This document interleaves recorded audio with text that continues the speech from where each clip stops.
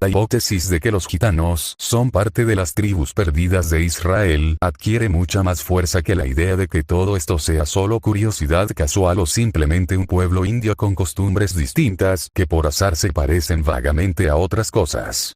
1.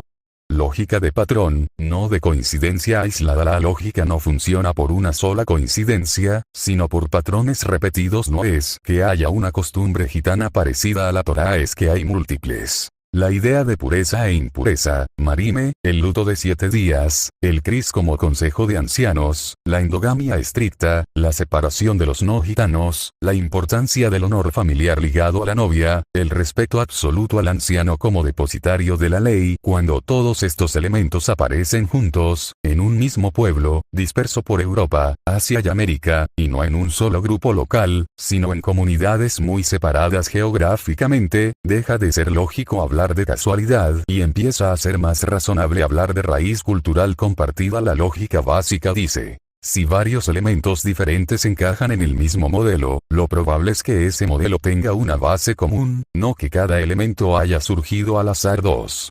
Lógica histórica y profética. La lógica histórica también juega a favor de esta lectura. La Biblia describe a Israel como un pueblo que será dispersado entre todas las naciones, será reducido de número, será esclavizado, tendrá su memoria y nombre casi borrado, y, al final, se volverá a Jehová en los postreros días. La historia gitana, sin forzarla, cumple eso de forma muy directa. Dispersión masiva por Europa, Asia y América, reducción brutal por persecución, por rajmos, galeras, minas, esclavitud en países como Rumanía, Rusia, Turquía, incluso paso por Egipto y mercados humanos, ausencia de un nombre propio claro en la historia escrita, y, en el siglo XX un creciente interés por la Biblia, la Torá y la búsqueda de identidad desde la lógica profética. No es razonable limitarse a decir: esas profecías son solo para el Israel moderno, para el futuro, y, al mismo tiempo, ignorar que hay un pueblo histórico concreto que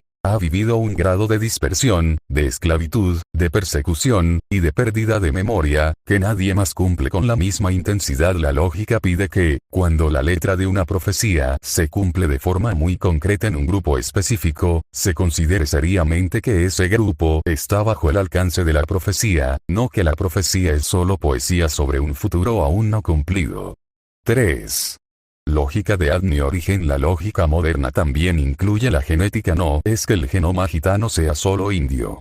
El ADN muestra que hay componentes de lo que fueron la diáspora judía en Asia Menor, mezclados con grupos indios y de otros pueblos, pero sin que el origen se vea como una simple tribu de pastores del norte de la India que se desplazó sin más. La lógica genética dice que, si hay trazos de linajes judíos antiguos mezclados con linajes indios, la explicación más sencilla y coherente es que hubo un cruce entre judíos dispersos y grupos de Asia, no que el parecido con la Torá sea solo cultural sin base biológica. La lógica del ADN, entonces, no niega que exista una raíz india, pero sí permite y hasta apoya la idea de que, por la vía de la diáspora, pueblos de origen judío pudieron mezclarse con otros, conservar su sello y, al mismo tiempo, perder su nombre frente al mundo. 4.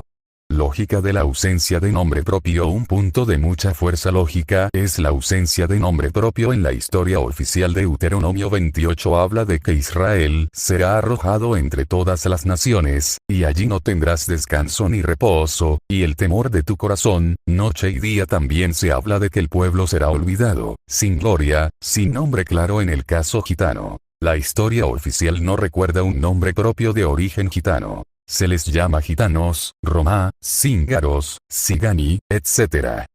Pero nadie recuerda cuál es su nombre verdadero, como si hubieran sido borrados del registro de las naciones. La lógica pregunta: ¿es más razonable pensar que ese olvido es un accidente, o que se encaja con la advertencia bíblica de que el pueblo será dispersado y casi olvidado?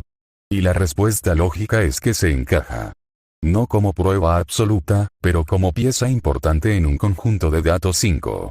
Lógica de la consistencia interna de la tesis. La lógica valoriza que una hipótesis explique mucha información con poco esfuerzo interpretativo. Tu tesis integra Torá y costumbres, conecta historia y profecía, combina adni narrativa religiosa, sin contradecir la Biblia, sin contradecir la historia, y sin necesidad de forzar textos para que digan algo que no dicen cuando una hipótesis encaja con la letra de las profecías, con la realidad histórica de un pueblo concreto, y con la genética general del grupo. La lógica dicta que es más probable que esté cerca de la verdad que una hipótesis más simple que niega todo paralelismo, que no explica el patrón de costumbres, y que no aclara por qué este pueblo tiene tantas semejanzas estructurales con la disciplina de Israel 6. Lógica del tiempo y del postreros días. La lógica también tiene en cuenta el tiempo. La Biblia habla de que, en los postreros días, el pueblo disperso se volverá a Jehová en el último siglo. Muchos gitanos han sido evangelizados, han descubierto la Biblia, han empezado a estudiar la Torá, y en algunos casos han dicho claramente, si esto es Israel, nosotros somos parte de eso. La lógica pregunta, ¿es más razonable pensar que esto es solo un fenómeno religioso moderno, o que puede ser parte del proceso profético de volver a Jehová descrito en Deuteronomio 4, 29, 31?